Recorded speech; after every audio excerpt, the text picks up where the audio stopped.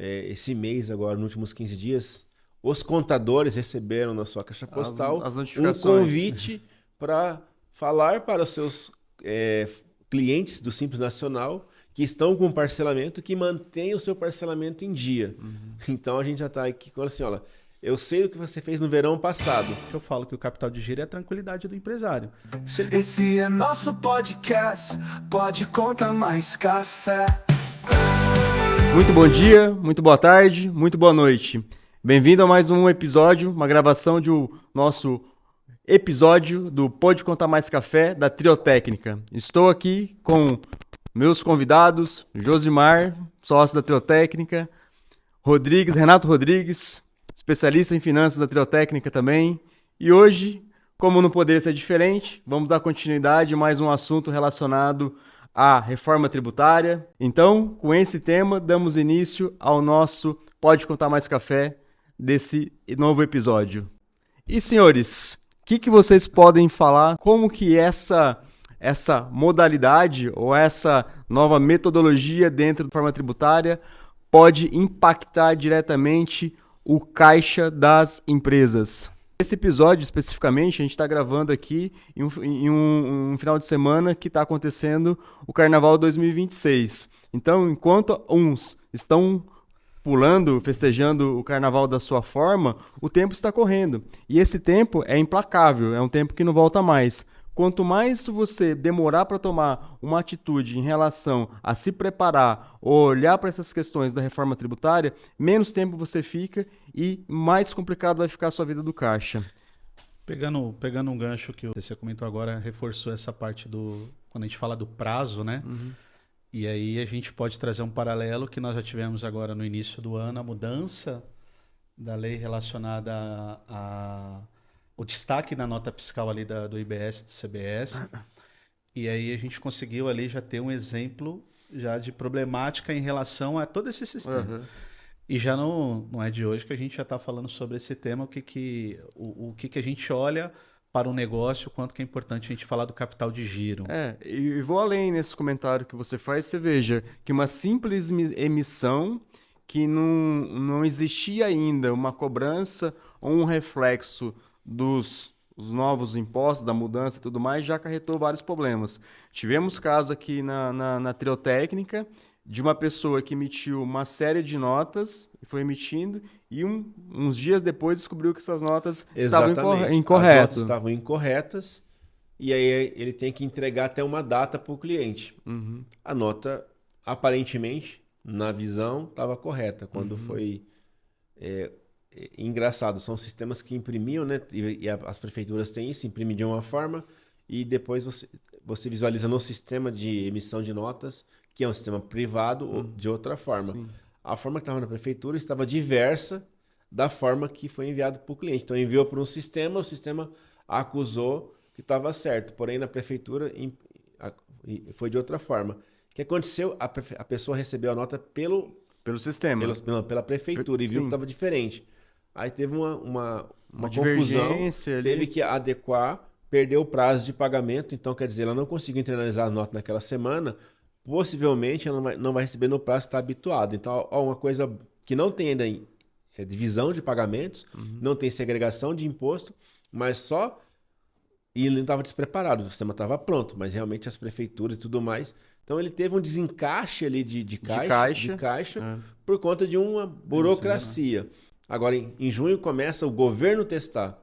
Não é a gente que vai testar. Esse ponto é importante porque, veja, por mais que você esteja preparado, os problemas podem surgir.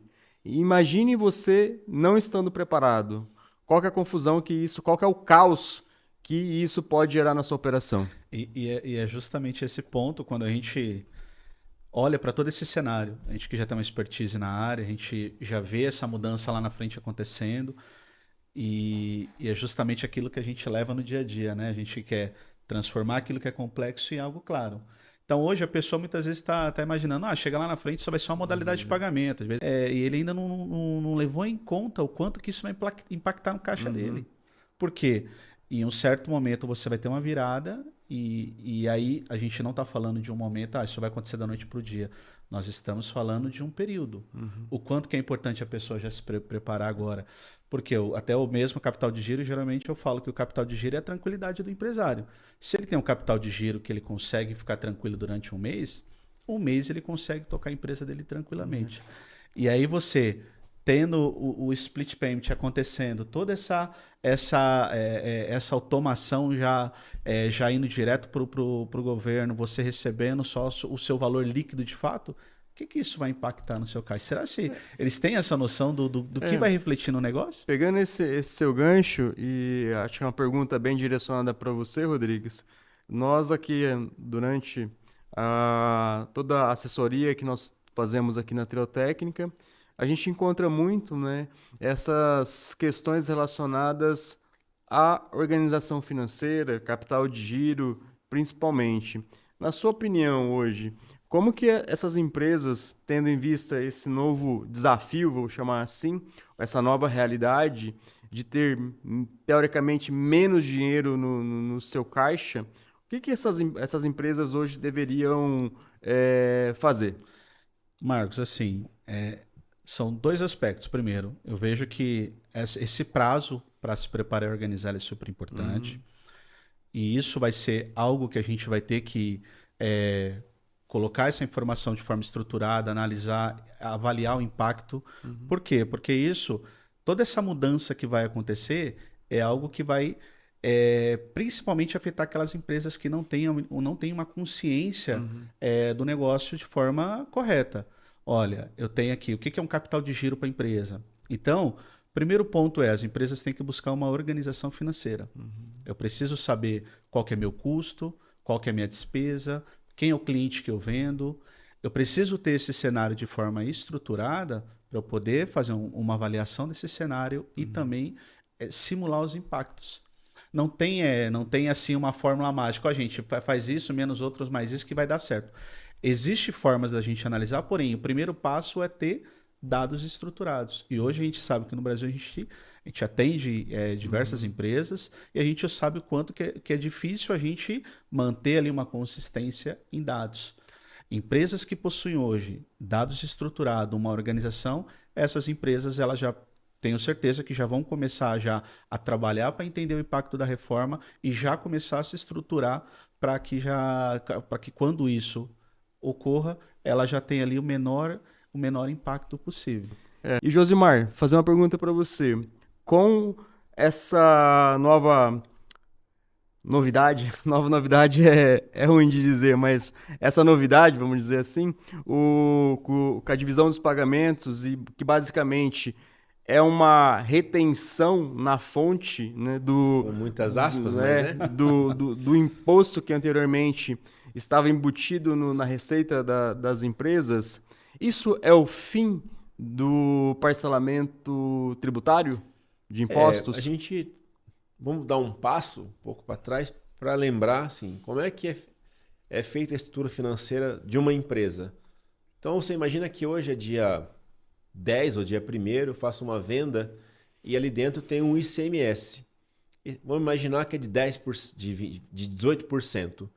Então, se eu fiz uma venda de R$1.000, eu tenho ali R$180 de imposto, que a princípio eu vou pagar daqui 30, 40 dias, porque o vencimento normalmente é dia 20 do mês seguinte. Sim. Então, eu fiz a venda de R$1.000, eu estou ali com R$180 no meu caixa, de forma fictícia ou não, de forma provisionada ou não, que eu vá recolher o imposto. Então, o empresário, normalmente, se ele está com alguma dificuldade financeira, ele acaba deixando de pagar aquele imposto, às vezes por uma questão estratégica, e está tudo bem. Não estou falando que isso é errado, mas a gente só tem que olhar para isso agora, para esse lugar de uma forma diferente, porque isso não vai acontecer. Então, se o cliente, por exemplo, se a empresa ela tenta se financiar no imposto, isso na prática não vai acontecer, porque quando ela fizer o recebimento, aí já vai estar com o pagador, vamos chamar assim, vai poder escolher entre fazer a compensação, fazer a divisão, o imposto vai ser pago de alguma forma. Sim. Só que vamos pensar que no início todo mundo, pelo menos assim por questão de segurança, de compliance, validação do seu próprio fornecedor. Então aquele fornecedor que é um devedor contumaz, por exemplo, que antes você não tinha a preocupação se ele recolheu ou não, talvez ele não consiga mais nem fazer isso para você.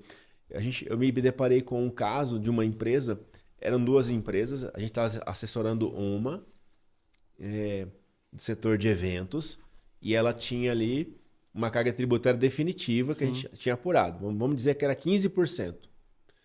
E ela veio com a informação distorcida de que o concorrente dela tinha uma carga tributária de 6%. Bem diferente. Bem diferente. Aí, Bem mas você tem mais ou menos o mesmo nível.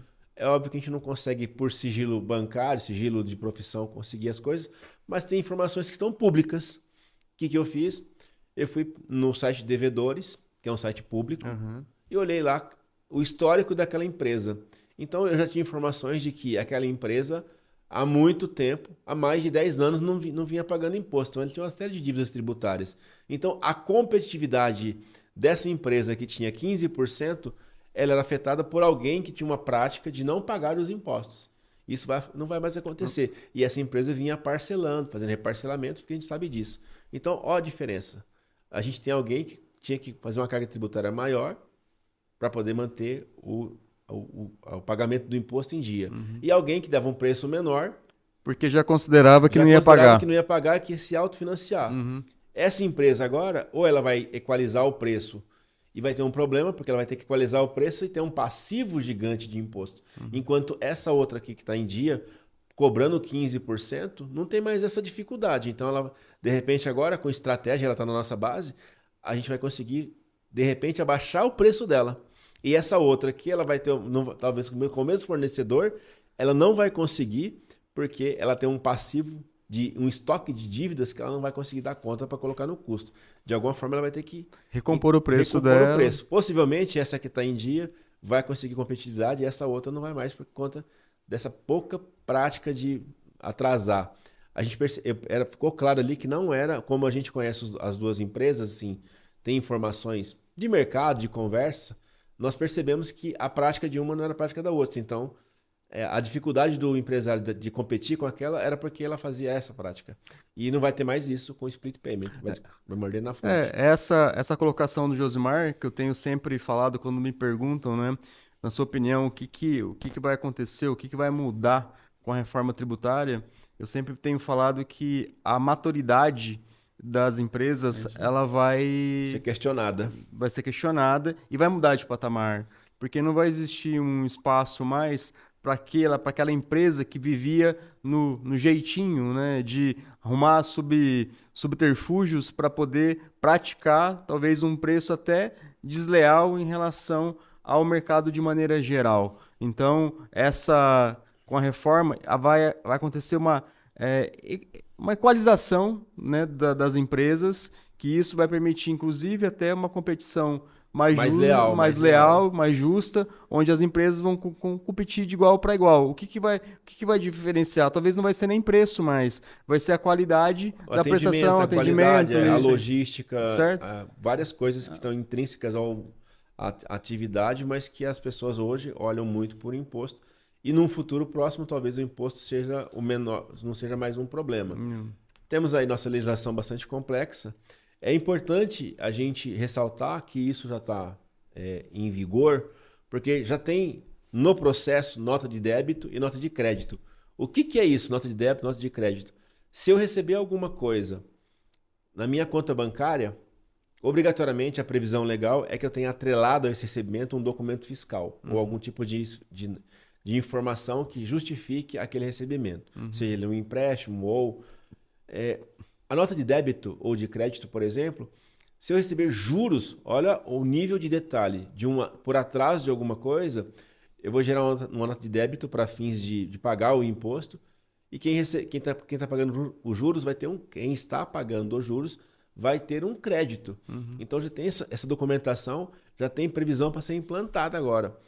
E, salvo engano meu, agora em abril já começa. Não lembro exatamente a data, porque não dá, a equipe também tem coisas que ela faz melhor que eu, ela vê, então a gente já está trabalhando nisso. Mas você percebe que o financeiro vai mudar? O financeiro vai ter um papel essencial. Sim. No sentido de a conformidade da empresa vai passar pelo financeiro. E a validação do fornecedor na cadeia pelos anterior suprimentos. e na outra. A reforma, na verdade, a gente não pode nunca olhar para a reforma tributária como sendo somente um aspecto tributário. Ela é uma reforma que abrange todos os segmentos da empresa por conta do compliance financeiro, por conta da parte da área de suprimentos, que vai ter que qualificar melhor o seu, Possivelmente. o seu fornecedor. O financeiro, por sua vez, vai ter que ter critérios para avaliar se realmente aquele fornecedor também efetuou o pagamento, para a gente não ter um problema depois de um custo a mais, porque se eu compro do Rodrigues e ele, por sua vez, ali não regularizou o tributo dele, eu não posso me acreditar. Então, vira um fiscal e a Receita vem também trazendo alguns elementos novos, que a gente já falou disso em um outro podcast, mas vale a pena reforçar, que é a classificação do bom contribuinte. Então, existe, eu vou chamar aqui de uma nota... já existe né? Já existe, que seria um rating que ele vai dar uma nota para aquele contribuinte. Primeiro, avaliando se ele está em dia com as obrigações, sejam de pagamento ou seja de obrigações acessórias.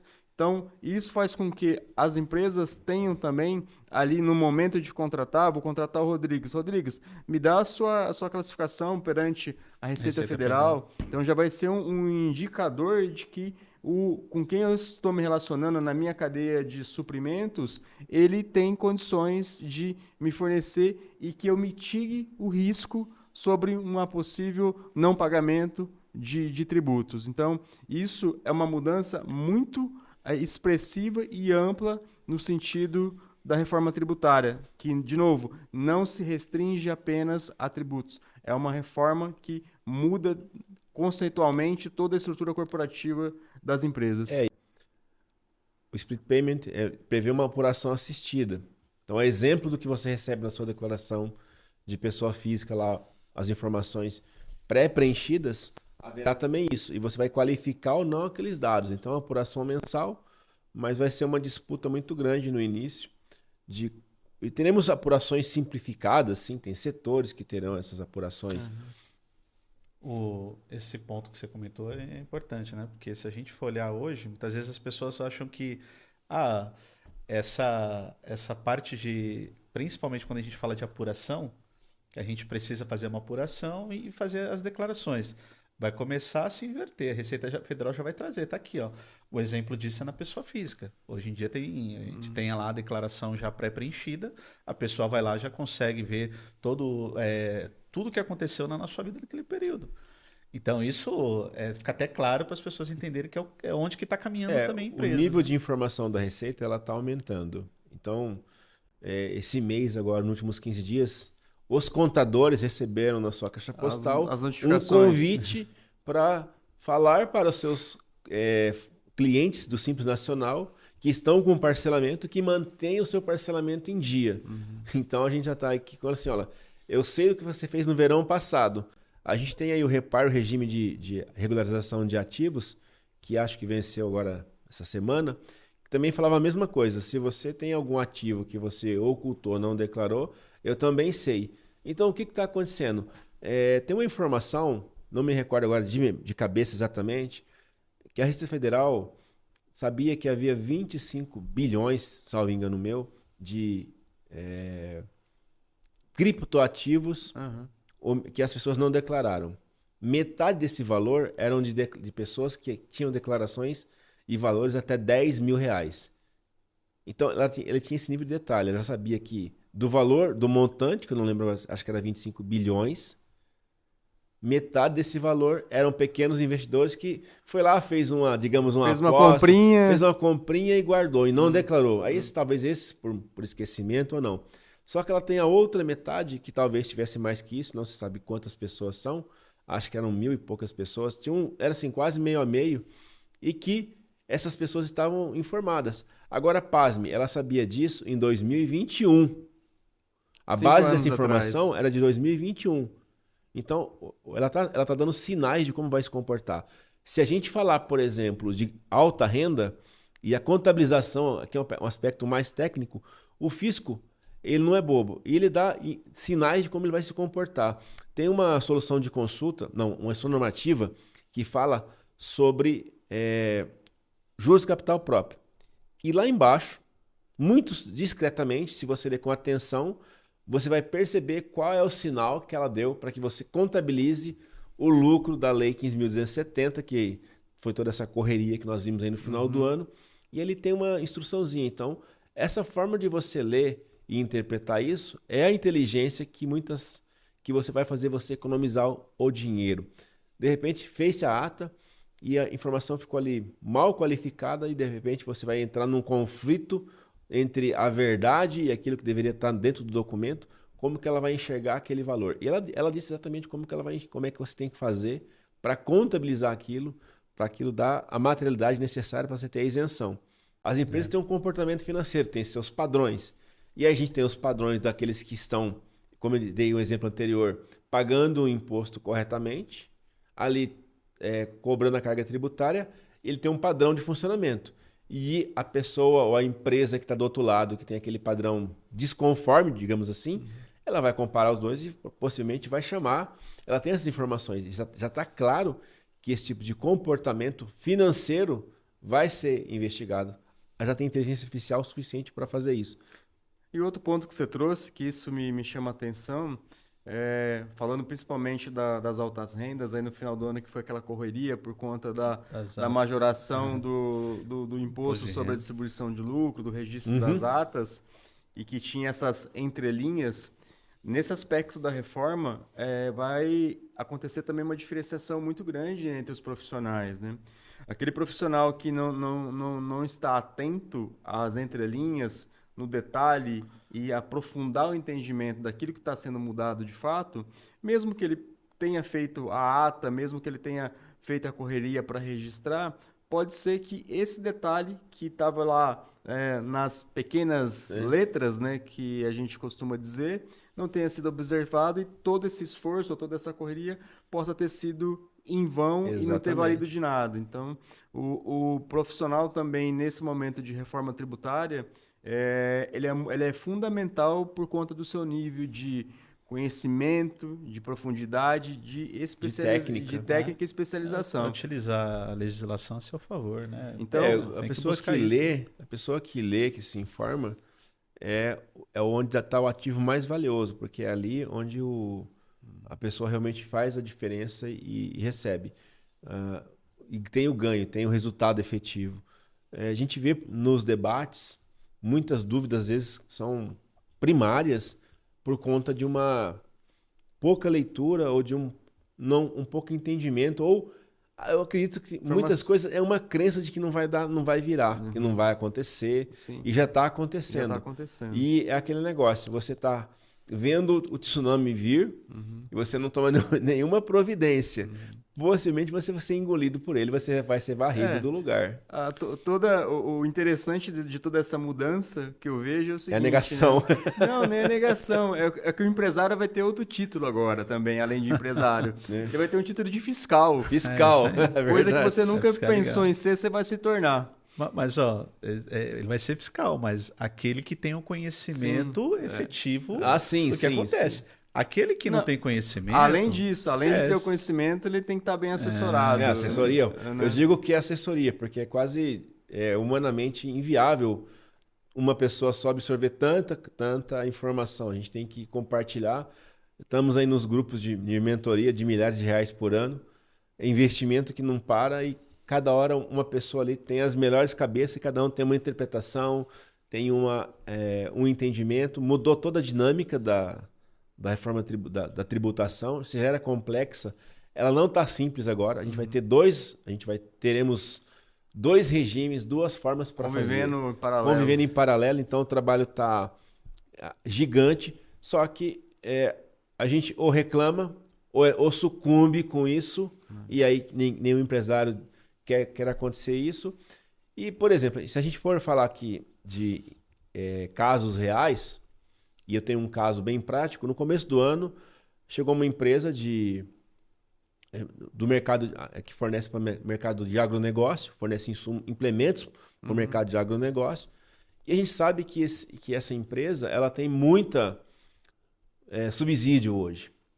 Tem subsídio na parte do IPI, que a partir do ano que vem não tem mais. Então, aquele crédito tributário que essa empresa eventualmente utilizava na compra, a conta que ela tem que fazer, ela compra um material, um ferro, uma ferragem para fazer lá.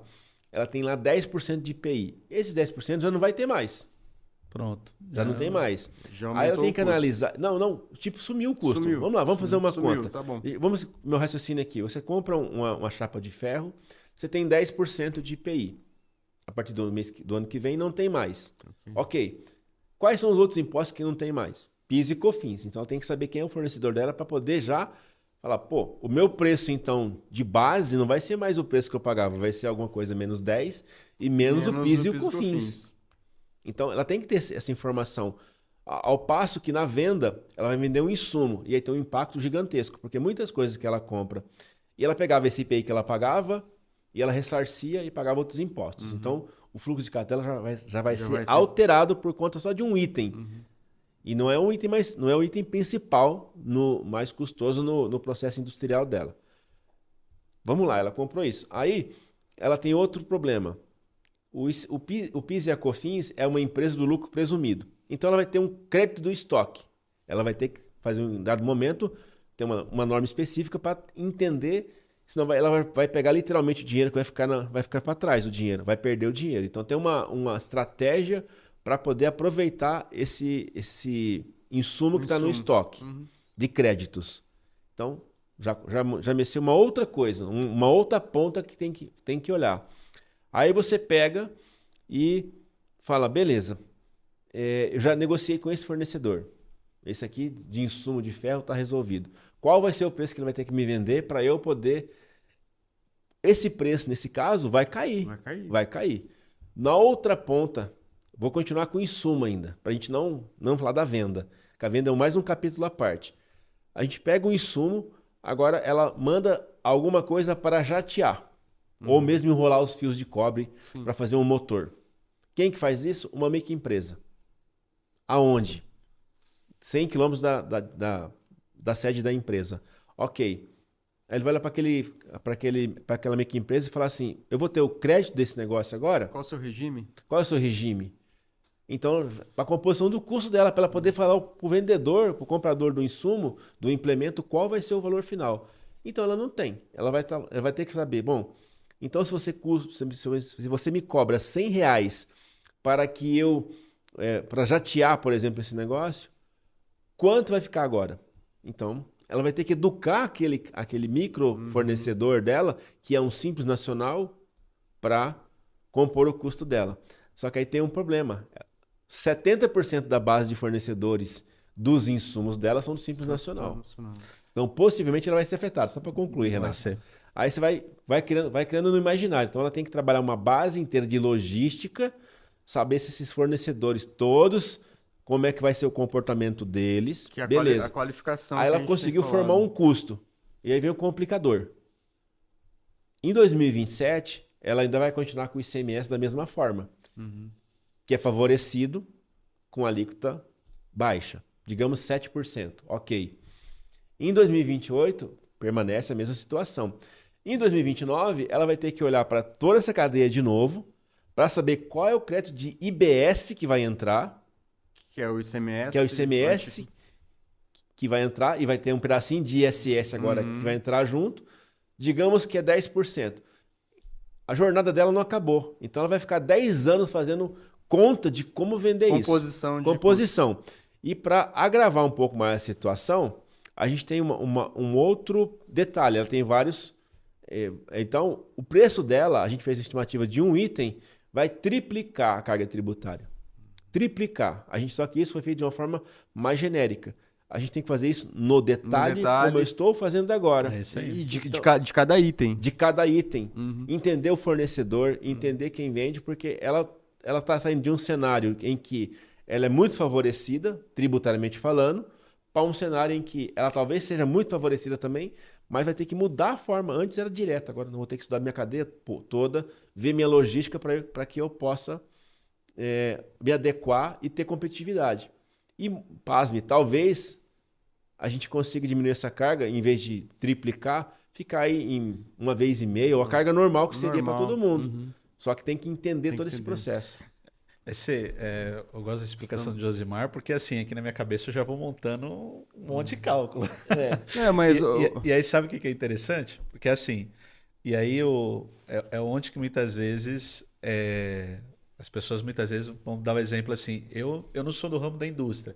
O Josimar está dando exemplo da parte indústria, não consigo entender. Eu sou da parte de serviços e eu tenho um pouco mais de dificuldade de compreender isso. E aí é onde que está o detalhe, né? Muitas vezes a gente, para entrar em uma situação, entrar em um negócio, a gente tem que aprofundar ali no detalhe, entender como é que funciona. Por isso que é consultoria. Isso. Hoje vai, a gente, com essa reforma ainda, vai abranger mais coisas, porque a gente não vai estar só olhando só o faturamento, só o custo de despesa. A gente vai ter que entender também a cadeia de influência que ele tem para tomada de crédito. Positivo. E aí, quando a gente fala disso, a gente sabe, principalmente, a gente tem empresas maiores, têm uma estrutura, que nem o Josimar fez esse levantamento de uma empresa que está muito bem estruturada, tem dados, tem informação, é uma empresa que emite e compra 100% ali com documento fiscal. Isso daí facilita o quê? Eu quero fazer um diagnóstico. A gestão. Preciso do documento, está aqui. Você tem informações. Então, quando a gente olha para muitos negócios, vai ter empresa que vai ter que entender qual que é a situação real agora. O que eu preciso entender agora?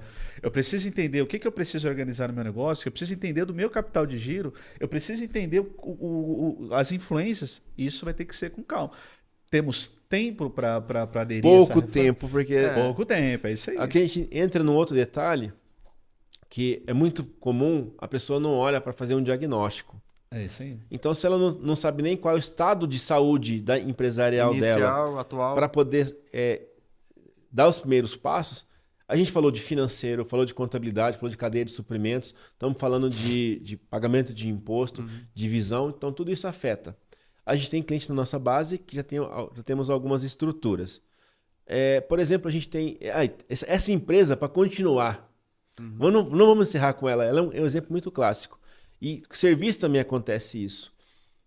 Ela fez todo esse acompanhamento ao longo aí do ano. Só que ela vende um negócio que ela começa a produzir, às vezes, em outubro e vai entregar 7 meses depois. Então, ela vai ter que planejar, porque a legislação fala que tudo isso que eu estou pagando ao longo de um período é um mero adiantamento. A carga tributária final vai ser quando eu entregar. Entregar de fato. E quando eu receber. Então tem ali no artigo 58, ali perto dos 60, fatos geradores. Então a gente tem um escalonamento e uma divisão de como que isso vai acontecer. Então se você pega uma empresa e o processo dela é longo, possivelmente você vai ter que planejar e aí adequar inclusive contratos. A gente não está falando só é financeiro, não é contrato, locação, empresa de construção civil que tem um prazo mais longo. Tem empresas que participam de licitações também, 5, 10 anos. Em resumo, né? Estamos chegando aqui ao final desse episódio do Pode Conta Café, mas o assunto reforma, ele não se encerra por aqui. Mesmo porque estamos numa fase de ainda muitas alterações, muitos ajustes dentro da própria lei da reforma tributária. E você que chegou até aqui, ouviu toda essa explicação sobre os impactos da reforma tributária, esse exemplo que o Josimar trouxe de como que essa situação impactou uma empresa que nós assessoramos e tem dúvidas, não existe. Se você tem uma situação similar ou tem dúvidas sobre o tema, entre em contato aqui com a Triotécnica, deixe sua dúvida aqui no nosso canal, nos siga nas redes sociais, que teremos o maior prazer e interesse em resolver e sanar suas dúvidas. Sim. Então, agradeço quem nos assistiu, quem prestigiou e até a próxima. Obrigado, Josimar. Obrigado, Renato. Até a próxima. Até a próxima.